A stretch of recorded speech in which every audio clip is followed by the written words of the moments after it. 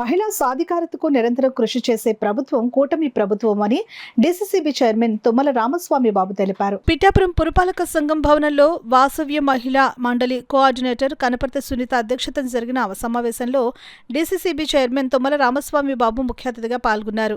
ఈ సందర్భంగా ఆయన మాట్లాడుతూ 10వ తరగతి చదివి ఇంటి దగ్గర ఖాళీగా ఉన్న మహిళలకు, గ్రామీణ మహిళలకు సౌరశక్తి రంగంలో శిక్షణ కల్పించి వారికి ఉపాధి అవకాశాలు కల్పించే విధంగా కృషి చేయడం జరుగుతుందని అన్నారు. మహిళా ఆర్థిక సాధికారతను పెంపొందిస్తూ క్లీన్ ఎనర్జీ రంగంలో భాగస్వామ్యాన్ని విస్తరించినందుకు వాసవ్య మండలీస్ ద్వారా సోలార్ పీవీ టెక్నీషియన్స్ ట్రైనింగ్ను ఇవ్వడం చాలా సంతోషకరమని తెలిపారు. Pithapuram MLA deputy CM Konidela Pawan Kalyan మహిళలకు అధిక ప్రాధాన్యత ఇస్తూ ఉద్యోగ వ్యాపార రంగంలో రాణించే విధంగా కృషి చేస్తున్నారని పేర్కొన్నారు. దానిలో భాగంగా మొట్టమొదటిసారిగా పిఠాపురం నియోజకవర్గంలో ఈ కార్యక్రమాన్ని మొదలుపెట్టడం చాలా సంతోషకరమని తెలిపారు. ఈ శిక్షణ కార్యక్రమాన్ని అందరూ సద్వినియోగం చేసుకోవాలని కోరారు. ఈ కార్యక్రమంలో ఫైవ్ మ్యాన్ కమిటీ సభ్యులు ఓదీరు Kishore, municipal commissioner Kanakarao, Pithapuram town అధ్యక్షురాలు doctor Ravula Varalakshmi, Sagar corporation director Mogali Apparao, Bajja Lovaraju, Bajja Kumar, MEPMA CM Venkatalakshmi తదితరులు పాల్గొన్నారు.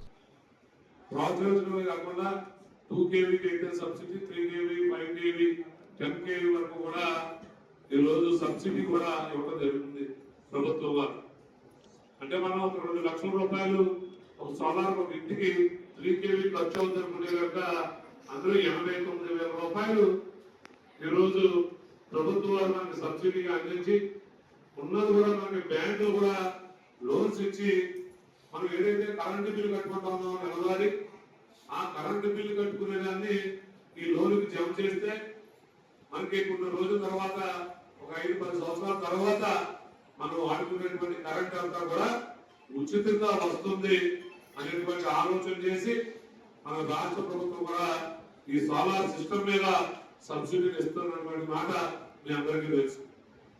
ఈ రోజు ఇవన్నీ దృష్టిలో పెట్టుకుని మన దేశంలో, మన రాష్ట్రంలో మరి కరెంటు వాడకం ఎక్కువైనటువంటి సందర్భంగా మరి ఈ సోలార్ సిస్టమ్ ని ప్రోత్సహించి తద్వారా మరి ఎవరైతే మరి ఇంటి కరెంటుని ఎక్కువగా మన కరెంటు బిల్లు కడతా ఉన్నారో వాళ్ళందరికీ ఆదాయ విధంగా కూడా ఈరోజు సోలార్ సిస్టమ్ చాలా ఉపయోగపడుతుంది. మనం వాడుకున్నంత కరెంటు వాడుకుని మిగిలిన కరెంటు బ్రిడ్జికి ఉండడం వల్ల మరి మనకి కొంతమందికి తక్కువ కరెంటు ఆడే వారికి తిరిగి డబ్బులు కూడా జమ చేయడం జరుగుతుంది. యూనిట్కి 3 రూపాయలు చెప్పి మన బిల్లు కూడా మనకి